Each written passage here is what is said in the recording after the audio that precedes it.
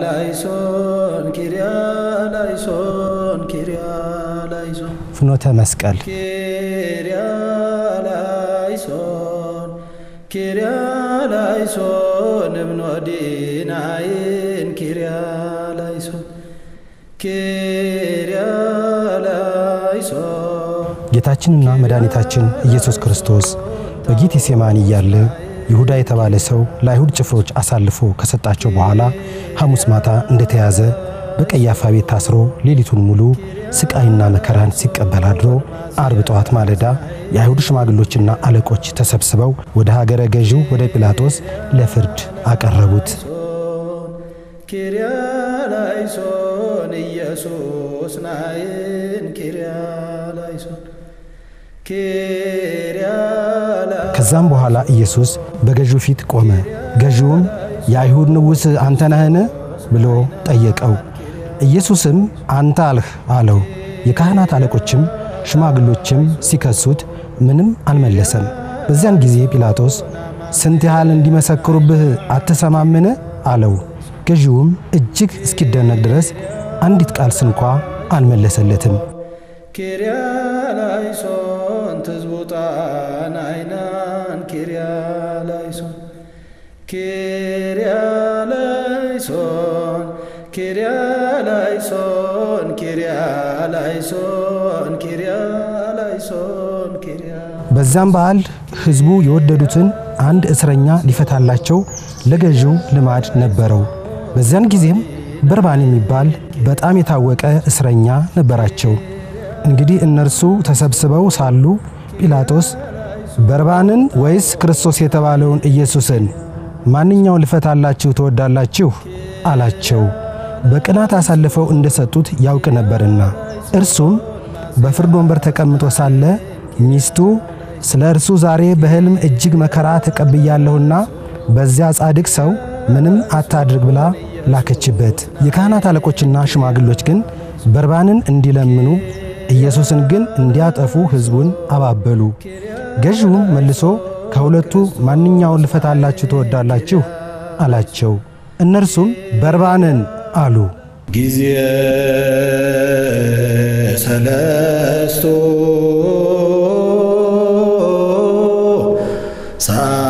ሰዓት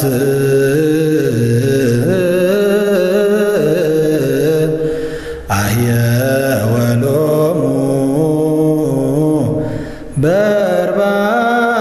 በርባንሃ ወወሃቦሙ ኢየሱስሃ ይስቅሉ። ጲላጦስ ክርስቶስ የተባለውን ኢየሱስን እንግዲህ ምን ላድርገው አላቸው። ሁሉም ይሰቀል አሉ። ገዢውም ምንድነው ያደረገው ክፋት አለ።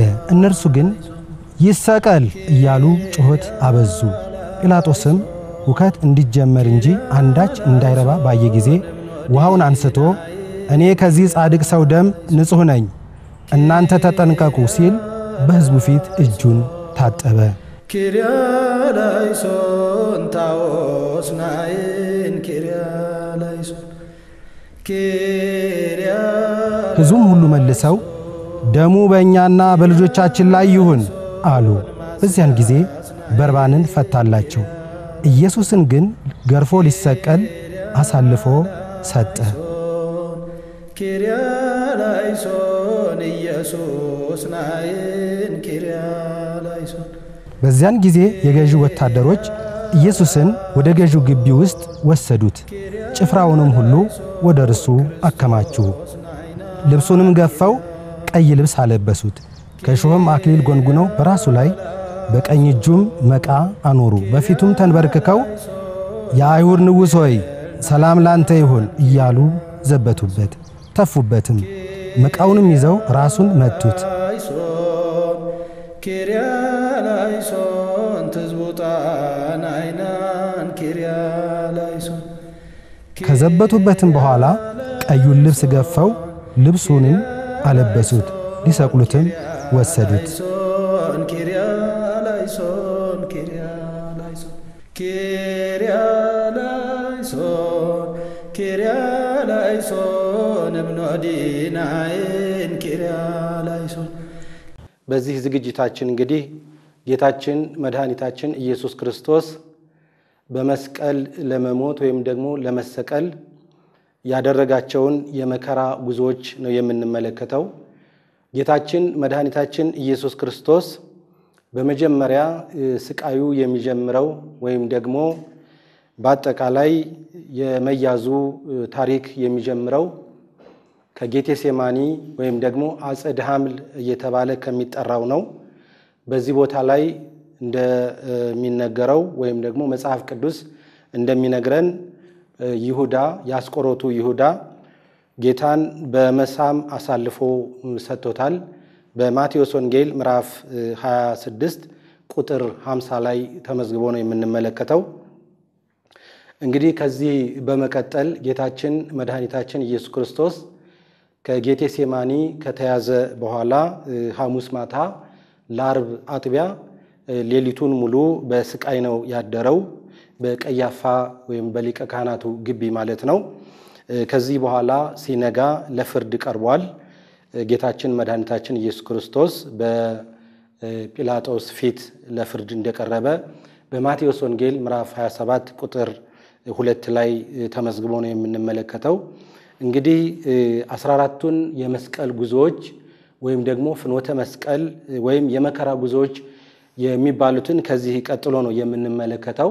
በእያንዳንዱ ምዕራፍ ላይ አጫጭር ሐሳብ ወይም አጫጭር ትንታኔ መግለጫ ይሰጣል ወይም እንሰጣለን። በአንደኛው ምዕራፍ ላይ የምንመለከተው ታሪክ እንግዲህ በመጀመሪያ ያስቆሮቱ ይሁዳ ጌታን አሳልፎ በመስጠቱ መጸጸቱንና እዚያው አካባቢ በገመድ ታንቆ እንደሞተ መጽሐፍ ቅዱስ ይነግረናል። በማቴዎስ ወንጌል ምዕራፍ 27 ቁጥር 3 ላይ ስንመለከት የይሁዳን ከንቱ አሟሟት ነው የምንመለከተው። ከዚህ በኋላ ጌታችን መድኃኒታችን ኢየሱስ ክርስቶስ በአንደኛው ምዕራፍ ላይ በጲላጦስ ፊት ወይም ደግሞ ሊቶስጥራ ወይም ደግሞ ጸፍጸፍ ወይም የፍርድ አደባባይ ወይም የጲላጦስ አደባባይ እየተባለ በሚጠራው ለፍርድ ቀርቧል።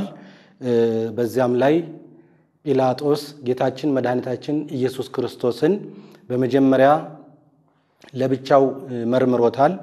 ለብቻው መመርመር በሮማውያን የፍርድ ስርዓት ነው። አንድ ወንጀለኛ ተብሎ ወይም ደግሞ ተጠርጣሪ ተብሎ የቀረበውን ሰው ዳኛው ለብቻ ይመረምራል። ይሄ የነሱ ስርዓትና ባህል ነው። በዚህ መሰረት ጌታችን መድኃኒታችን ኢየሱስ ክርስቶስ በጲላጦስ ፊት ቀርቦ ምርመራ ተደርጎበታል። ጲላጦስ ይህንን ምርመራ ካደረገ በኋላ ለክርስቶስ ተቃዋሚዎች ወይም ደግሞ ለሊቃነ ካህናት ለከሳሾቹ ሁሉ ወጥቶ ምንም አይነት በደል አላገኘሁበትም ብሎ እንደነገራቸው ነው ቅዱስ መጽሐፍ የሚነግረን። ይሁን እንጂ በአጠቃላይ እዛ የተሰበሰበው ሁሉ ጌታችን መድኃኒታችን ኢየሱስ ክርስቶስ እንዲሰቀል ነበር ጩኸት ሲያስተጋቡ የነበረው። እንደ ወንጀል ተደርጎ የቀረበውም የክስ ነጥብ ራሱን ከእግዚአብሔር ጋር አስተካክሏል ወይም ደግሞ የእግዚአብሔር ልጅ ነኝ ብሏል የሚል ክስ ነው የቀረበው። እንግዲህ በዚህ መሰረት ጲላጦስ ወደ 2 ጊዜ ከመረመረው በኋላ መጨረሻ ላይ የሕዝቡ ጩኸት የበረታ ስለሄደ በዓሉም ደግሞ ብዙ ሕዝብ የተሰበሰበበት በዚህ በፋሲካ በአይሁድ በዓል ሁከት እንዳይፈጠር በማሰብ ለራሱ ጸጥታ ሲል ለራሱ ሰላም ሲል ጲላጦስ አሳልፎ ሰጥቶታል። ነገር ግን ንጹሐነ እምደሙ ለዚህ ብእሲ እኔ ከዚህ ሰው ደም ንጹህ ነኝ ብሎ እጁን ታጥቧል። እንግዲህ ዛሬ በቅድስት ቤተክርስቲያናችን በሥርዓተ ቅዳሴ ጊዜ ካህኑ እጁን የሚታጠበው ከዚህ ሰው የመጣ ስርዓት ነው። ከዚህ በኋላ በዚሁ በአንደኛ ምዕራፍ ላይ ጌታችን መድኃኒታችን ኢየሱስ ክርስቶስ ተገርፏል። እንደገናም ደግሞ ተቀልዶበታል።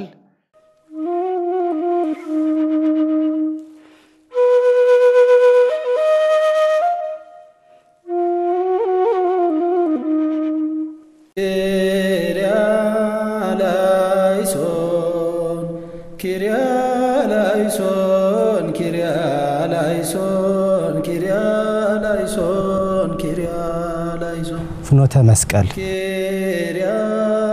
ኪርያላይሶን ኪርያላይ ጊዜ ሰለስቱ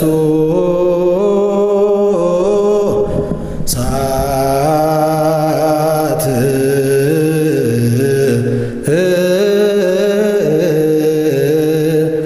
ወሰድዎ ለኢየሱስ ውስተ አውደ ምኵናን።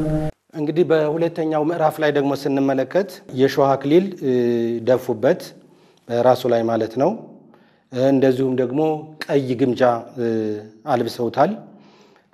መስቀሉንም እንዲሸከም ያስገደዱት በዚህ በሁለተኛው ምዕራፍ ላይ ነው ማለት ነው። ሁለተኛው ምዕራፍ ይህንን ታሪክ የያዘ ነው። ጊዜ ሰለስቱ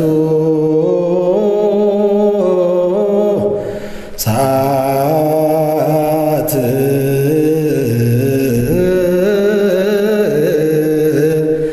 አሐዝዎ ለኢየሱስ ወሰድዎ ይስቅልዎ። በሶስተኛው ምዕራፍ ጌታችን መድኃኒታችን ኢየሱስ ክርስቶስ መስቀሉን እንደተሸከመ ከመስቀሉ ክብደት ከመከራው ጽናት የተነሳ ለመጀመሪያ ጊዜ የወደቀው በዚህ በሶስተኛው ምዕራፍ ላይ ነው።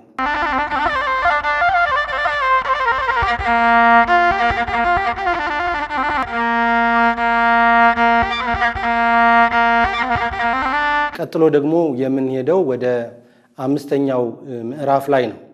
እንግዲህ በዚህ በአምስተኛው ምዕራፍ ላይ ደግሞ ምንድነው የተፈጸመው ብለን ስንመለከት በዚህ በአምስተኛው ምዕራፍ ላይ አንድ ሰው ከሊቢያ የመጣ ስምዖን ቀሬናዊ እየተባለ የሚጠራ ሰው የራሱን መንገድ ሲሄድ ወይም ደግሞ ለራሱ ጉዳይ በዚያ በሚያልፍበት ሰዓት የክርስቶስን መስቀል እንዲሸከም አስገድደውታል። ቀጥሎ ደግሞ የምንሄደው ወደ አምስተኛው ምዕራፍ ላይ ነው።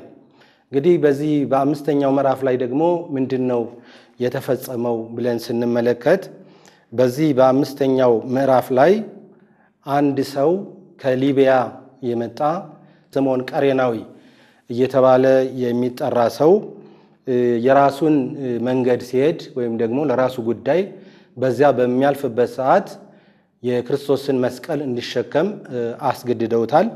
በዚህ በማርቆስ ወንጌል ምዕራፍ 15 ቁጥር 21 ላይ የምናገኘው ታሪክ ነው። አበጥዎ ለስምዖን ከመ ይጹር መስቀሎ እንደተባለው በዚህ በአምስተኛው ምዕራፍ ላይ ቀሬናዊው ስምዖን የጌታን መስቀል እንዲሸከም የተገደደበት ነው። ጌታችን መድኃኒታችን ኢየሱስ ክርስቶስ መስቀሉን ተሸክሞ ሲጓዝ መስቀሉ በጣም ከባድ ዕፅ ነው። ትልቅ ግንድ ነው ወይም ትልቅ እንጨት ነበርና ያንን ተሸክሞ በሚሄድበት ወቅት አንዲት ሴት ቬሮኒካ እየተባለች የምትጠራ ሴት መሐረቧን ወይም ደግሞ የራስ ማሰሪያዋን በፊቱ ወዝ ሲወርድ አይታ ጌታ እንካ አብስበት ብላ የራስ ማሰሪያዋን እንደሰጠችው ነው የሚተረከው።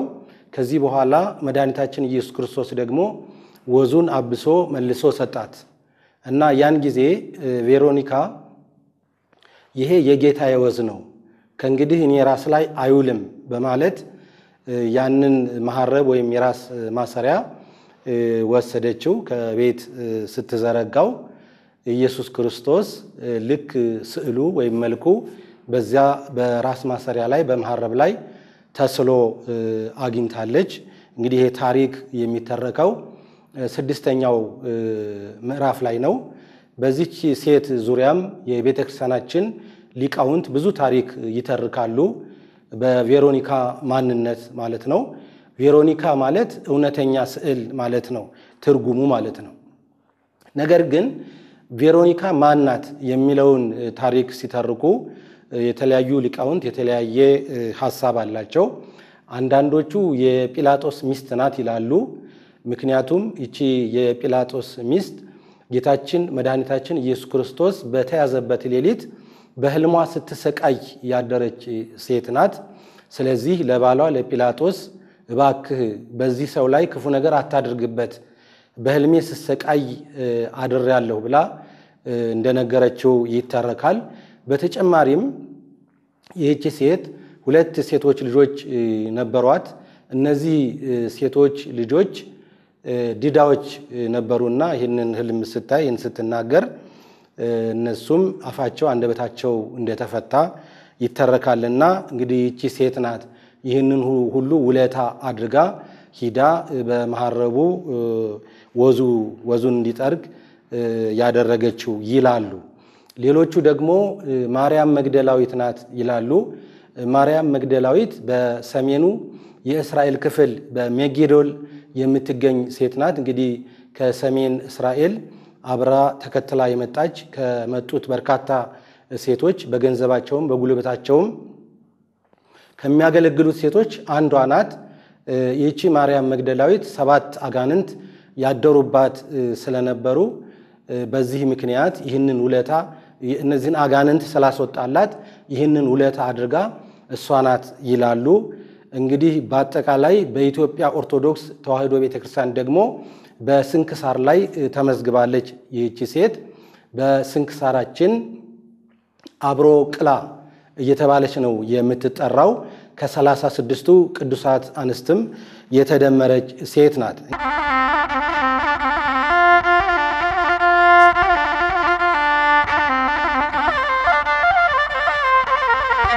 በሰባተኛው ምዕራፍ ላይ ምንድነው የተደረገው?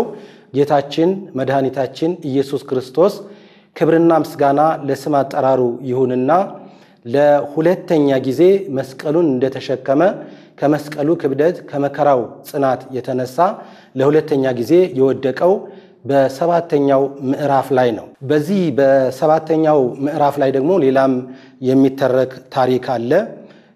በጲላጦስ አደባባይ በችሎቱ የተወሰነው ክርስቶስ እንዲሰቀል እንዲገደል የተወሰነው ውሳኔ የፍርድ ቤቱ ውሳኔ የተነበበው ሰባተኛው ምዕራፍ ላይ ነው። ስለዚህ ይህንን ሰባተኛ ምዕራፍ የፍርድ በር እያሉም ይጠሩታል ማለት ነው።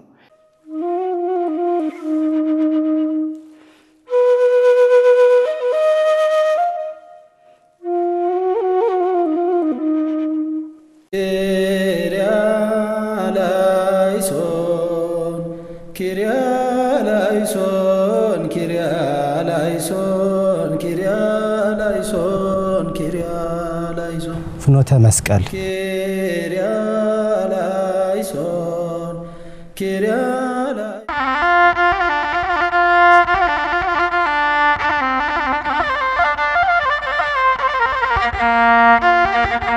ስምንተኛው ምዕራፍ ላይ ነው የምንሄደው። እንግዲህ በዚህ በስምንተኛው ምዕራፍ ላይ ደግሞ ምንድነው የተደረገው? አሁንም ጌታችን መድኃኒታችን ኢየሱስ ክርስቶስ መስቀሉን እንደተሸከመ የወደቀ እየተነሳ በሚጓዝበት ጊዜ በስምንተኛው ምዕራፍ ላይ የኢየሩሳሌም ሴቶች ደረታቸውን እየደቁ ከመሬት ላይ እየወደቁ ዋይ ዋይ እያሉ አብዝተው ያለቀሱበት ነው ስምንተኛው ምዕራፍ። በዚህ በስምንተኛው ምዕራፍ ላይ እነዚህ ሴቶች በሚያለቅሱበት ጊዜ መድኃኒታችን ኢየሱስ ክርስቶስ ወደ እነሱ ዙሮ ኦ አዋልደ ኢየሩሳሌም ኢትብከያ በእንቲአየ አላ ብከያ በእንተ ርስክን፣ እናንተ ኢየሩሳሌም ሴቶች ስለኔ አታልቅሱ፣ ይልቁንስ ስለራሳችሁ አልቅሱ። ወደፊት መጥፎ ዘመን ይመጣል። በዚያ ዘመን እናንተ ተራሮች እባካችሁ ውደቁብን ብትሉ እንኳን ያን ጊዜ ሞት አይገኝምና ለዚያ ጊዜ ለዚያ ሰዓት አልቅሱ እንጂ ለኔ አታልቅሱ ብሎ እነሱን ያጽናናበት ነው ስምንተኛው ምዕራፍ። በሉቃስ ወንጌል ምዕራፍ 23 ቁጥር 27 ላይ ይህ ታሪክ ተመዝግቧል ወይም ተጽፏል ማለት ነው።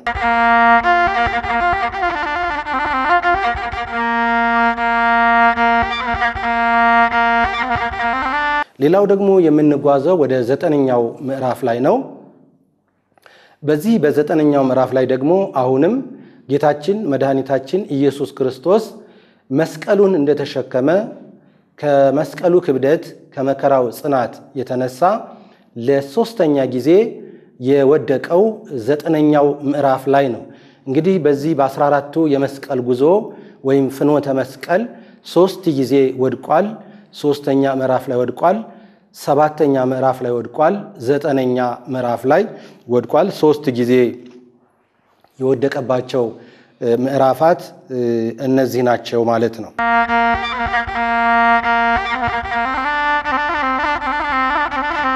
በ10ኛው ምዕራፍ ላይ አንድ የምናገኘው ታሪክ አለ። በዚህ በዳዊት መዝሙር 21 ቁጥር 18 ላይ ወተአጸው ድባራዜ የሚል ቃል አለ። ወተካፈሉ አልባሴ ለርእሶሙ ወተአጸው ዲባራዜ ምን ማለት ነው? በቀሚሴ ላይ ዕጣ ተጣጣሉ የሚል የዳዊት መዝሙር ወይም ትንቢት ስለነበር ይህ ቃል ይህ ትንቢት ይፈጸም ዘንድ በ10ኛው ምዕራፍ ላይ በኢየሱስ ክርስቶስ ቀሚስ ላይ እነዚያ ስቃይና መከራ የሚያበዙበት ክፍሎች ወይም ጭፍሮች ወይም ወታደሮች በክርስቶስ ቀሚስ ላይ ዕጣ ተጣጥለዋል። የመጀመሪያው ጥያቄያቸው ለመካፈል ነበር፣ ቀደው ለመካፈል ነበር። ነገር ግን ወተአጸው ይሄ ትንቢት ይፈጸም ዘንድ አንቅደደው፣ በዕጣ ተጣጥለን ለደረሰው ይድረስ የሚል ስምምነት ላይ በመድረሳቸው በኢየሱስ ክርስቶስ ቀሚስ ላይ ዕጣ የተጣጣሉት በ10ኛው ምዕራፍ ላይ ነው ማለት ነው።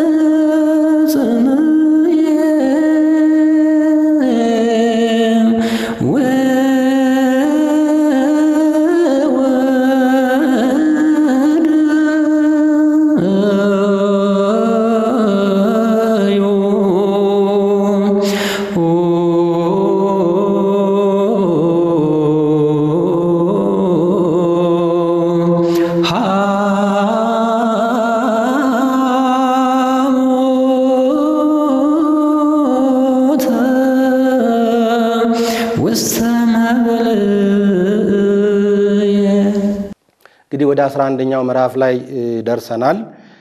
በአጠቃላይ በ11ኛው ምዕራፍ ደግሞ እንደዚሁ አንድ ትንቢት የተነገረ ትንቢት አለ በዳዊት መዝሙር በዚሁ 21:16 ላይ ነው የምናገኘው።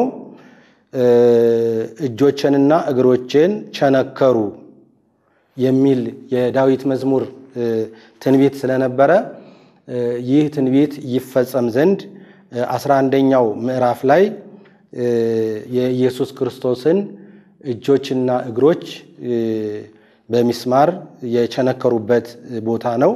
እንደዚሁም ደግሞ ቀነውኒ እደዌ ወእገሬ እግሬንም እጆቼንም እግሮቼንም ቸነከሩት በሚስማር ወጉኝ ብሎ ነብዩ እንደተናገረው ይህ ታሪክ የተፈጸመው 11ኛው ምዕራፍ ላይ ነው ማለት ነው።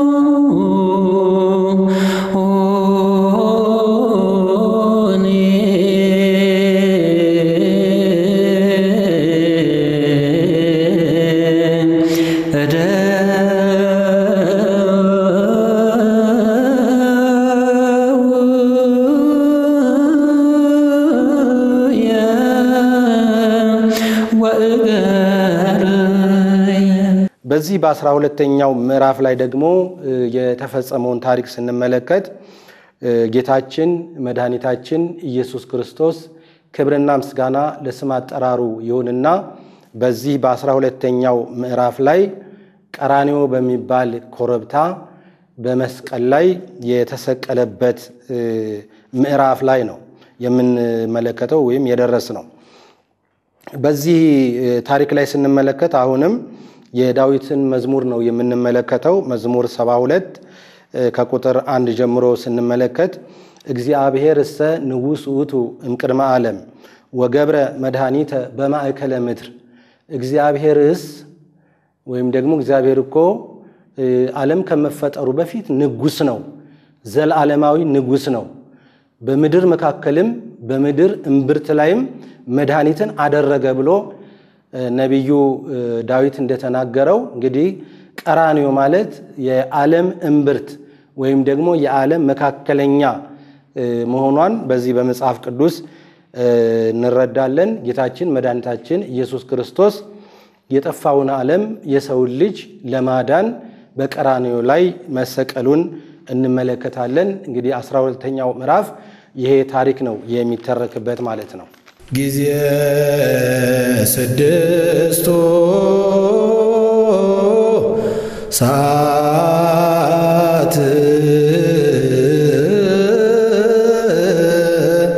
ሰቀልዎ ለኢየሱስ ማእከለ ክሌፈያ። ሌላውና 13ኛውን ደግሞ ስንመለከት በዚህ በ13ኛው ምዕራፍ ላይ ወደ 13ኛው ምዕራፍ ላይ አሁንም ከመሄዳችን በፊት 12ኛው ምዕራፍ ላይ ትንሽ ሐሳቦችን ለመጨመር ያው በመጽሐፍ ቅዱስንም ለማስታወስ ያህል ወደ ጎልጎታ በደረሱ ጊዜ ሰቀሉት። የማቴዎስ ወንጌል ምዕራፍ 27 ቁጥር 33። እንደዚሁም ደግሞ ሐሞት እንዲጠጣ አስገደዱት። በዚሁ በተሰቀለበት በጣም መራራ የሆነ ሐሞት እንዲጠጣ አደረጉት። ነገር ግን ቀምሶቶ እምቢ አለ፣ አልጠጣውም ነው የሚለው የማቴዎስ ወንጌል ምዕራፍ 27 ቁጥር 33። ይህን ታሪክ እናገኛለን። እንግዲህ በዚህ በመስቀሉ ላይ ብዙ ተአምራት ታይተዋል፣ ተከስተዋል። ከብዙ በጥቂቱ ስንመለከት ምድር ጨልማለች። በአጠቃላይ የጌታዬን እርቃን አላሳይም በማለት ምድር ጨለማ ሆናለች። እንደዚሁም ደግሞ የቤተ መቅደስ መጋረጃም ለሁለት ተቀዷል። ምድርም ደግሞ ተናውጣለች። አለቶች ተሰነጣጥቀዋል። መቃብሮች ተከፍተዋል። የሞቱ ሰዎችም ተነስተዋል። እንግዲህ ጌታችን መድኃኒታችን ኢየሱስ ክርስቶስ በመስቀሉ ላይ ባለበት ወቅት የተፈጸሙ ታሪኮች ናቸው። እንግዲህ ወደ 13ቱ ወይም ወደ 13ኛው ምዕራፍ ስንሄድ ደግሞ በዚህ በ13ኛው ምዕራፍ ላይ በማቴዎስ ወንጌል ምዕራፍ 27 ቁጥር 57 ላይ እንደተመዘገበው ዮሴፍና ኒቆዲሞስ የሚባሉ የኢየሱስ ክርስቶስ ደቀ መዛሙርት የነበሩ፣ በተለይም ዮሴፍ የሕግ ባለሙያ ነው፣ የሕግ ምሁር ነው። ኒቆዲሞስም የሕግ ባለሙያ ነው። ነገር ግን የሕግ መምህር ኢየሱስ ክርስቶስ ደግሞ መምጣቱን ከነሱ የሚበልጥ የነሱ መምህር መሆኑን ተረድተው ከሱ ሲማሩ የነበሩ የእርሱ ደቀ መዛሙርት ናቸው። እነዚህ ሁለት አረጋውያን ጌታችን መድኃኒታችን ኢየሱስ ክርስቶስን ጲላጦስን በማስፈቀድ ከመስቀሉ ላይ አውርደው የገነዙት በ13ኛው ምዕራፍ ላይ ነው። ዮሴፍ ወኒቆዲሞስ ገነዝዎ ለኢየሱስ በሰንዱናት ዮሴፍና ኒቆዲሞስ ኢየሱስ ክርስቶስን ሰንዱናት ማለት በዕብራይስጥ ቋንቋ ነጭ ጨርቅ ወይም ነጭ በፍታ እንደማለት ነው። በዚያ በነጭ ልብስ ገነዙት ተብሎ በዚህ በሥርዓተ ቅዳሴ የምንሰማው ከዚህ ታሪክ የተወሰደ ነው ማለት ነው። እንግዲህ 13ኛው ምዕራፍ ይህንን ይመስላል።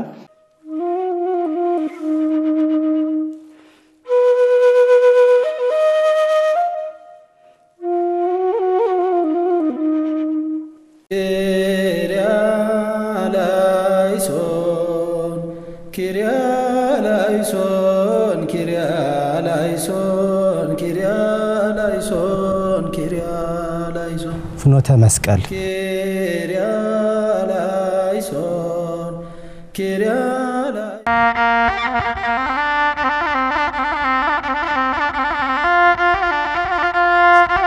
አስራ አራተኛው ምዕራፍ ላይ ምንድነው የተደረገው? ጌታችን መድኃኒታችን ኢየሱስ ክርስቶስ እንግዲህ ከተሰቀለ በኋላ በ9 ሰዓት ቅድስት ነፍሱን ከቅድስት ስጋው በራሱ ፈቃድ ያው ለይቷል። ከዚህ በኋላ ወደ የት ነው የወሰዱት? ወደ መቃብር ነው። ስጋውን ወደሚያስቀምጡበት መቃብር በማርቆስ ወንጌል ምዕራፍ 15 ቁጥር 46 ላይ ተመዝግቧል። ይሄ ክርስቶስ የተቀበረበት መቃብር የአርማትያሱ ዮሴፍ ይዞታ የነበረ ቦታ ነው። የአርማትያሱ ዮሴፍ ለራሱ ብሎ ያዘጋጀው ከአለት የተፈለፈለ ማንም ሰው ያልተቀበረበት አዲስ መቃብር ነው። እንግዲህ መድኃኒታችን ኢየሱስ ክርስቶስ በዚህ በአዲስ መቃብር ወይም ደግሞ ዮሴፍ የአርማትያሱ ዮሴፍ ባዘጋጀው መቃብር ነው ስጋውን ያስቀመጡት ማለት ነው። እንግዲህ ጌታችን መድኃኒታችን ኢየሱስ ክርስቶስ በዚህ በ14ኛው ምዕራፍ ላይ ስጋው በመቃብር የተቀመጠበትን ታሪክ ነው የምንመለከተው። በአጠቃላይ እንግዲህ እነዚህ 14ቱ ምዕራፋት ወይም ማረፊያዎች በየጊዜው ከተለያዩ ዓለማት የሚመጡ ተሳላሚዎች የክርስቶስን መከራ ስቃይ ለማሰብ የተዘጋጀ መስቀል አለ። ሊቶስጥራ ወይም ደግሞ በጲላጦስ አደባባይ አካባቢ ነው እነዚህ በርካታ የተመሳቀሉ መስቀሎች ሰዎች ያዘጋጇቸው ማለት ነው። እነዚህን መስቀሎች ለአራት የተሸከሙ ተራ ተራ ኪርያላይሶን እያሉ የሱን መከራና ስቃይ እያሰቡ እያለቀሱ ከ14ኛው ምዕራፍ ጀምረው እስከ 10ኛው ወይም ደግሞ ደርሱልጣን ማለት የኢትዮጵያ ኦርቶዶክስ ተዋሕዶ ቤተክርስቲያን ገዳም ያለበት ነው። እዚያ ድረስ ይመጣሉ ማለት ነው። እዚያ ደርሱልጣን ከመግባታቸው በፊት መስቀሉን እዛ ላይ አስቀምጠው ከዚህ በኋላ ወደ ታች ወደ ጎልጎታ ነው የሚገቡት። እንግዲህ 10ኛው 11ኛው 12ኛው 13ኛው 14ኛው ምዕራፍ የምንለው በአጠቃላይ በአሁኑ ሰዓት የሚገኘው በጎልጎታ ካቴድራል ውስጥ ነው። ሁሉም ታሪኮች ከ10ኛው ጀምሮ የሚተረኩት እዚያ ካቴድራሉ ውስጥ ነው። ሌሎቹ ማረፊያዎች ያንዳንዳቸው በአሁኑ ሰዓት ምልክት ታሪኩን የሚያስታውሱ ምልክቶች ተደርገውባቸዋል። 8ኛውና 9ኛው ምዕራፍ ላይ ብዙ ምልክት አይታይም። በአሁኑ ሰዓት እንግዲህ ኢየሩሳሌም በጣም በከተማ ስለተጨናነቀች ወይም ደግሞ የተገጠገጠ ከተማ ያለባት ስለሆነች ምልክቶቹ በጭንቅ ነው የሚታዩትና ጌታችን መድኃኒታችን ኢየሱስ ክርስቶስ የሰው ልጅ ለማዳን ሲል እንግዲህ ከሊቶስጥራ ወይም ከጲላጦስ አደባባይ ወይም በግዕዝ ቋንቋ ጸፍጸፍ እየተባለ ከሚጠራው ከዚያ ቦታ ጀምሮ እስከ ቀራንዮ ወይም ጎልጎታ ድረስ ያደረገው የመስቀል የመከራ ጉዞ የተመለከትነውን ያየነውን ይመስል ነበር። እንግዲህ የተወደዳቸውና የተከበራቸው የእግዚአብሔር ቤተሰቦች እንግዲህ እኛ ከዚህ ታሪክ ብዙ እንማራለን። በአይነ ህሊና እድሉ የገጠመን በአይነ ስጋ ወይም ደግሞ በአካለ ስጋ እንመለከተዋለን፣ ጎበኘዋለን። እድሉ ያልገጠመን ደግሞ ልባችን ከሊቶስጥራ ተነስቶ እስከ ቀራንዮ ድረስ ያደረገውን የመከራ ጉዞ የስቃይ ጉዞ እየተመለከትን እኛም ከሱ ጋር መከራውን እንካፈላለን ማለት ነው። እንግዲህ መስቀሉን ተሸክሞ የማይከተለኝ ለኔ ሊሆን አይገባም እንዳለው መስቀሉን ማለት መከራውን ማለት ነው። ስቃዩን የማያስታውስ ይህን እያስታወሰ የማይከተለኝ ለኔ ሊሆን አይገባም እንዳለው መከራውንና ስቃዩን እየተመለከትን እያሰብን እያስታወስን እንድንከተለው ይሄ ታሪክ ያስተምረናል። እንግዲህ ይህንን ትልቅ የመከራ ጉዞ ወይም ደግሞ ፍኖተ መስቀል ከኛ ጋር ሆናችሁ አብራችሁ ስለ ተከታተላችሁ ምስጋናችንን እያቀረብን ቀሪውን የቴሌቪዥን መርሃ ግብራችንን እንድትከታተሉ እየጋበዝን እኛ በዚህ እንሰናበታለን።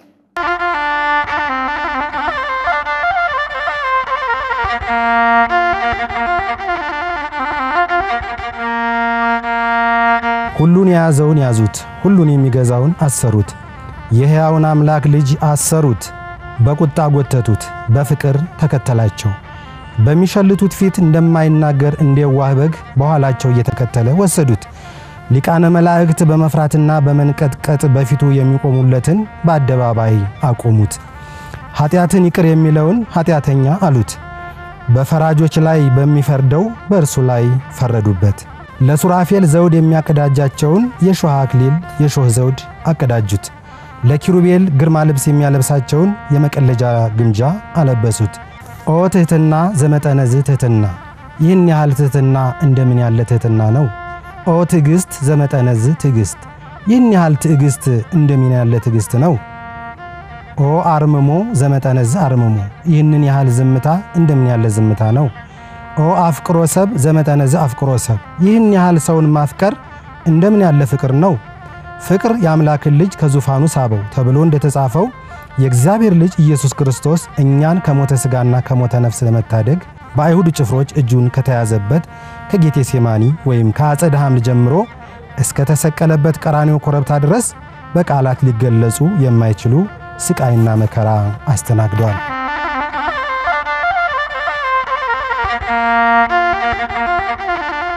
ነቢየ እግዚአብሔር ኢሳይያስ በእውነት ደዌያችንን ተቀበለ ሕማማችንንም ተሸክሟል፣ እኛ ግን እንደተመታ በእግዚአብሔርም እንደተቀሰፈ እንደተቸገረም ቆጠርነው።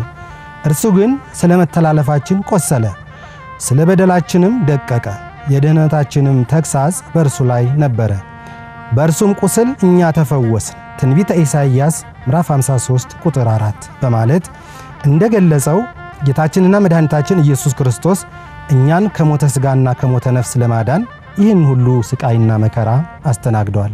ሃሌ ሃሌ ሃሌሉያ ሃሌ ሃሌ ሃሌሉያ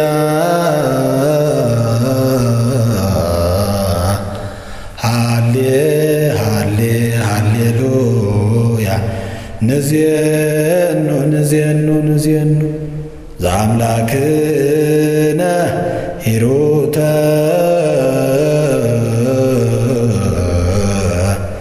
ትሕትና ወየዋህተ ዘንበለ አቅም